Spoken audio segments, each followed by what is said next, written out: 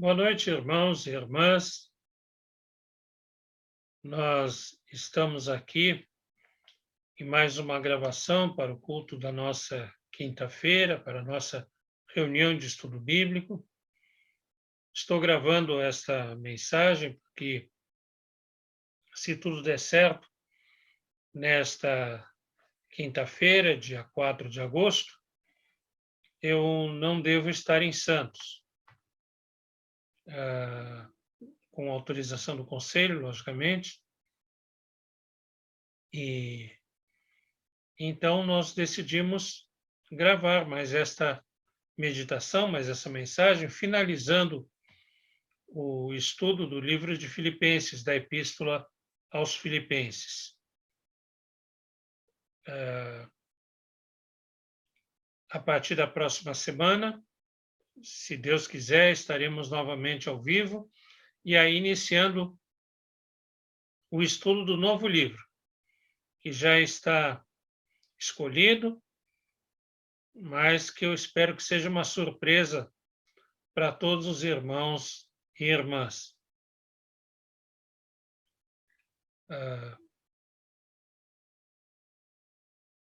Como é de costume, vamos iniciar a nossa reunião orando, pedindo que o Senhor nos abençoe, que o Senhor ilumine o nosso coração, as nossas mentes, e também orando por aquelas pessoas que se encontram enfermas, necessitadas, que se encontram precisando da ação do Senhor nas suas vidas. Vamos curvar as nossas cabeças em oração. Senhor Deus e Pai, mesmo que não estejamos ao vivo, estamos aqui para estudar a Tua Palavra. E pedimos, Senhor, que o Teu Espírito nos ilumine, nos mostre o sentido do Teu texto sagrado e, principalmente, qual é o Teu querer em cada uma dessas palavras. E que possamos, Senhor, viver cada vez mais conforme for do Teu desejo, do Teu agrado, segundo os Teus desígnios.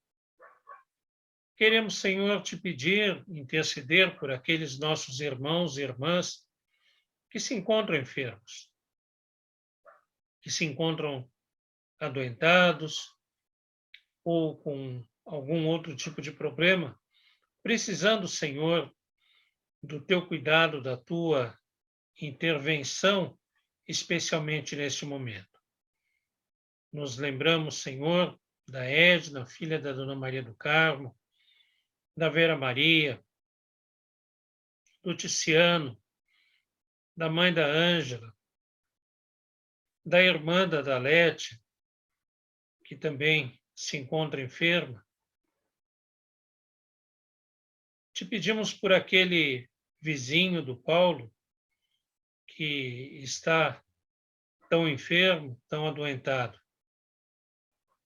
Pedimos, Senhor, que a tua mão poderosa, que a tua mão graciosa esteja sobre todos esses irmãos e irmãs que tanto necessitam de ti. E que na vida de cada um deles a tua vontade seja feita, porque sabemos que a tua vontade é sempre o melhor para nós. Auxilia-nos, Senhor, ajuda-nos, ampara-nos, dirige os nossos passos.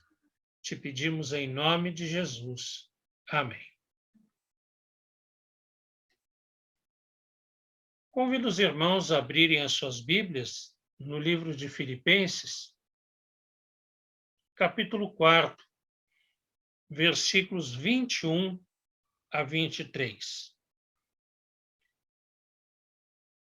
Filipenses, capítulo 4, versículos 21 a 23. Saudai cada um dos santos em Cristo Jesus. Os irmãos que se acham comigo vos saúdam. Todos os santos vos saúdam, especialmente os da casa de César. A graça do Senhor Jesus Cristo seja com o vosso espírito. Amém.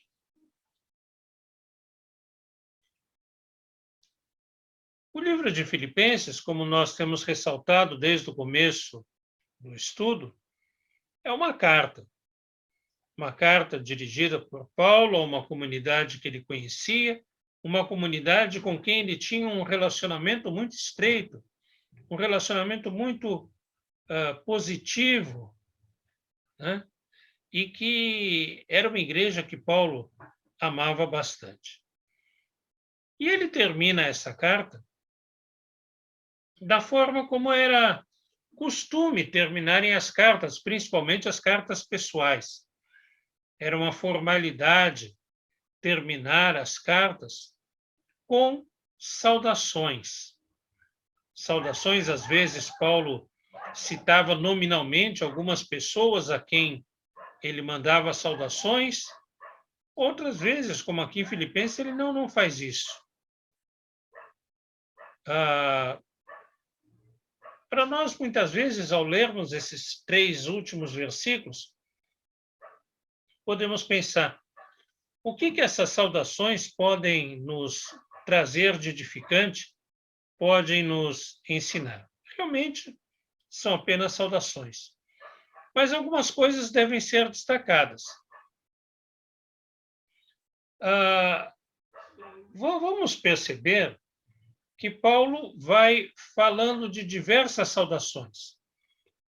Ele fala de uma saudação inicial, depois ele fala daqueles que estavam com ele, os saudavam a igreja de Filipos, que todos os santos ali da localidade, provavelmente da cidade de Filipos, da cidade onde ele se encontrava, mandavam saudações à igreja de Filipos, inclusive, ou principalmente, os da casa de César. É bom esclarecer que, quando ele fala a casa de César aqui, ele não está se referindo necessariamente a nenhum parente de César, né?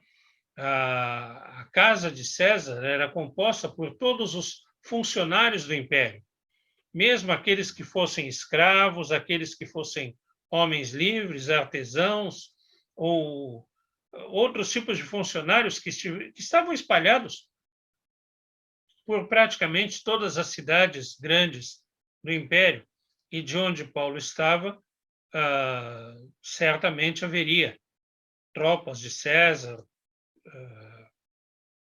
funcionários públicos e outros servos do império que eram chamados da casa de César. E dentre esses, certamente deveria haver alguns cristãos. Aí sim, entre os escravos do império, os artesãos, os militares, enfim, as diversas pessoas que compunham o império. Mas isso é apenas uma parte pequena, uma questão pequena, um detalhe desse texto. A primeira coisa que chama a atenção é que, ao iniciar as saudações, Paulo não fala, olha, eu saúdo a fulano, eu saúdo a Beltrano, eu saúdo a todas as pessoas, não. Ele não usa o verbo em primeira pessoa, ele usa um imperativo, saudai. Ele está mandando a comunidade de Filipos saudar cada um dos santos em Cristo Jesus. É uma maneira de Paulo fazer com que as pessoas da igreja se saúdem, talvez umas às outras. Seria isso num momento do culto, como nós temos no nosso culto, na nossa liturgia, temos a saudação da paz, ou seria uma outra, num outro momento, fora das reuniões litúrgicas? A gente não sabe. Mas ele manda as pessoas se saudarem umas às outras. é um momento, essa saudação é um momento de exercício da comunhão entre os membros da igreja. É um momento de aproximação.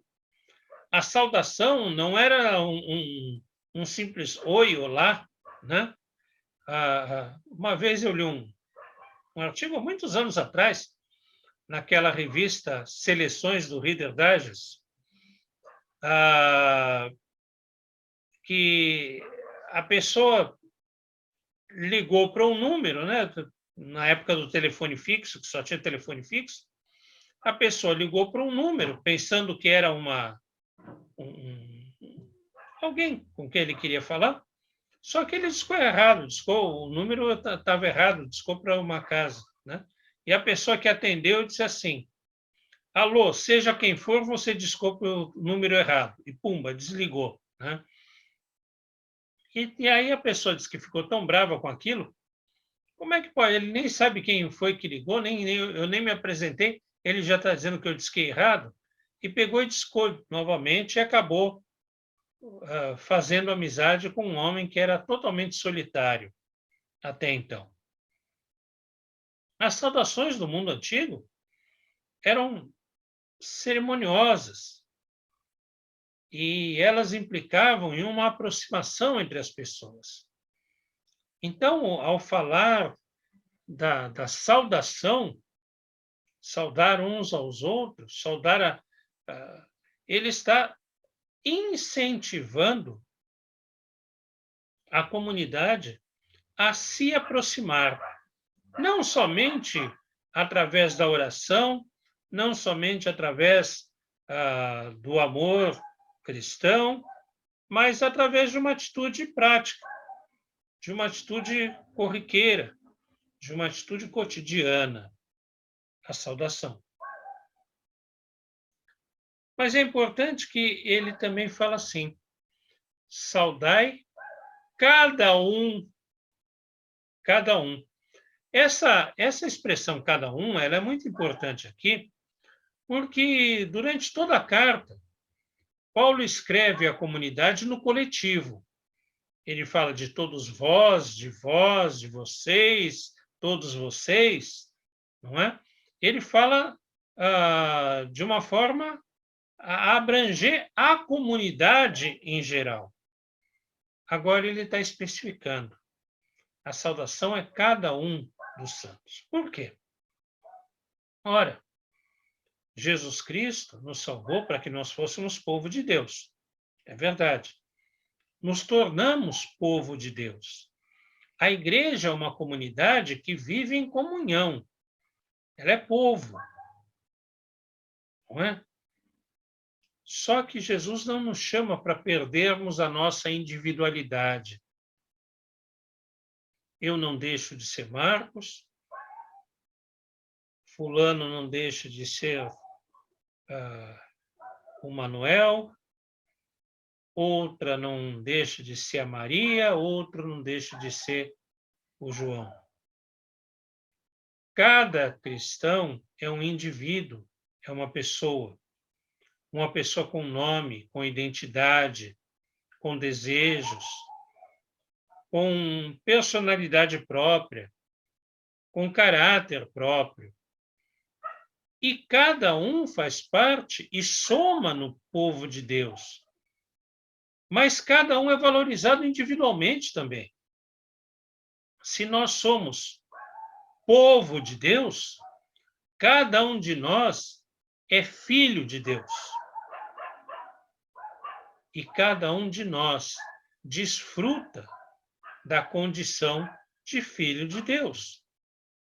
Então, quando Paulo fala saudai cada um dos santos, ele está falando de todos, mas de cada um especificamente, individualmente. Ninguém pode ser desprezado. Cada membro da comunidade, cada membro da igreja é importante. Todos são importantes e cada um é especificamente importante. E cada um deve ser considerado, deve ser respeitado, deve ser saudado. A igreja é coletiva, é comunhão, mas ela respeita e é formada por individualidades. E interessante também destacar que Paulo fala: saudai a todos os santos. Essa é uma palavra que muitas vezes nos desperta um entendimento dúbio. Paulo chama todos os cristãos de santos. O problema é que muitas vezes nós entendemos ou nós usamos a palavra santo como alguém que é moralmente perfeito, alguém que tem uma índole irretocável, que não comete erros, não agride ninguém, não faz nada de errado, não desrespeita nenhuma norma, nenhuma lei. Esse é chamado de santo.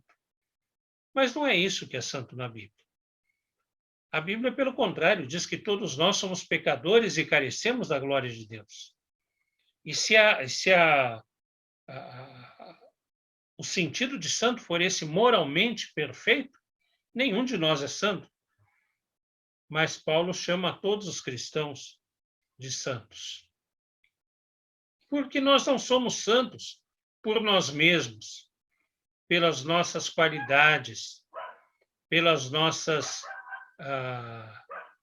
atribuições, pela nossa moral, por aquilo que façamos ou deixamos de fazer. Nós somos santificados por Deus. Santificados, primeiro, porque o Senhor Jesus levou sobre si todo o nosso pecado. Nos santificou no sentido de tirar de nós todo o pecado, toda a culpa, todo o erro. Mas a Bíblia diz que o único santo, aliás, não é somente santo, ele é santo, santo, santo, 3 vezes santo. O número 3 tem um sentido de algo completo, algo inteiro. Santo, santo, santo é o Senhor. Só Deus é santo. Só que o próprio Senhor disse aos israelitas no passado e diz a nós, a igreja hoje: sede santos. Jesus disse isso: sede santos, como eu sou santo. Porque nós não somos santificados por nós mesmos, mas somos santificados por Deus através de Jesus. Em primeiro lugar, porque ele levou sobre si o nosso pecado. E em segundo lugar, porque nós somos como que contaminados pela santidade de Deus. Santidade, o santo, que a Bíblia fala, se refere a estar separado. Santo significa isso, separado.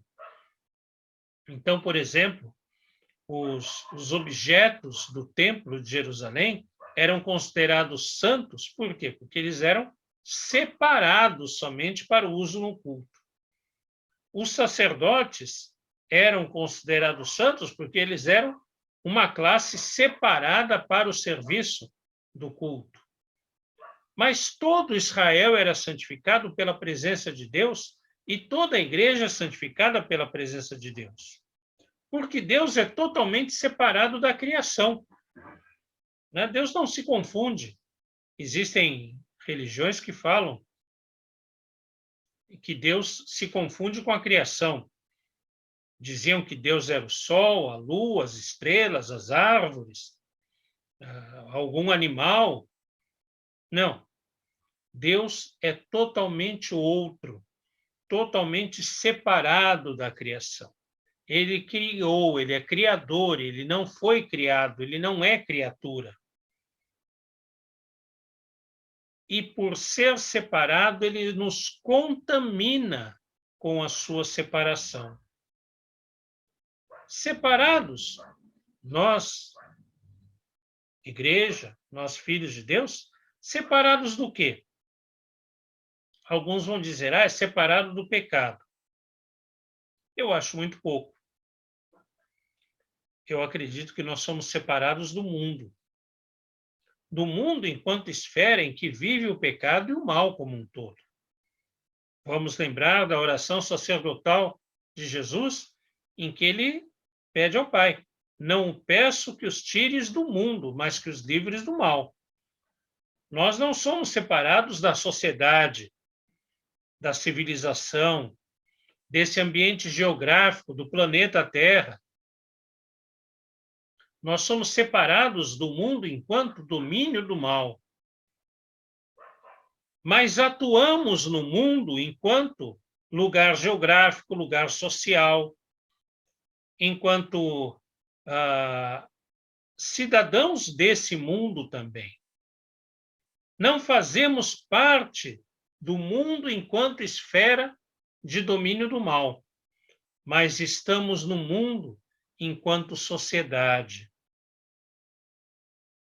E assim, nós somos santos separados do mal, do domínio do mal.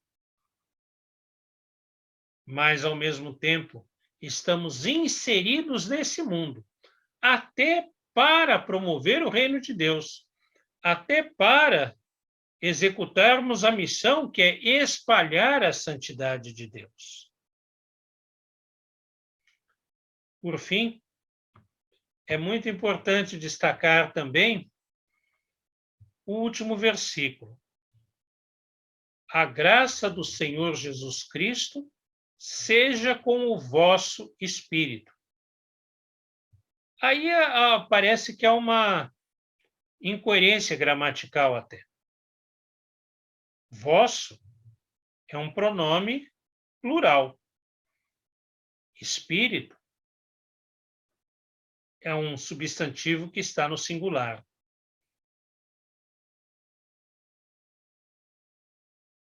Seriam vossos espíritos ou teu espírito? Na verdade, é vosso espírito. Porque o espírito é o elo de união de toda a igreja. Por diversas vezes, Paulo, durante a carta, exorta os filipenses a viverem num só espírito, ou seja, num elo de união. E aí é muito importante perceber que, se no começo dessa perícope ele fala de cada um dos santos, aqui ele fala do vosso espírito. Se no começo ele fala de cada indivíduo, aqui ele fala do coletivo. E assim ele trata das duas realidades do povo de Deus. O povo de Deus enquanto indivíduos, filhos de Deus, e o povo de Deus enquanto igreja, comunidade, grupo que serve a Deus coletivamente. Saudai a cada um dos santos, a cada um dos irmãos, e que o vosso espírito seja santificado, seja agraciado pelo Senhor Jesus Cristo. Amém.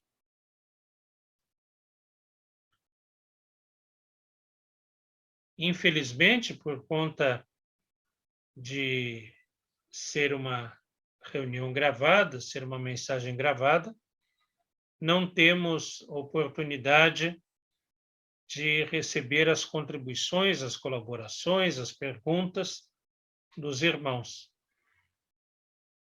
Mas nós podemos guardar essas perguntas e fazê-las na igreja, não é?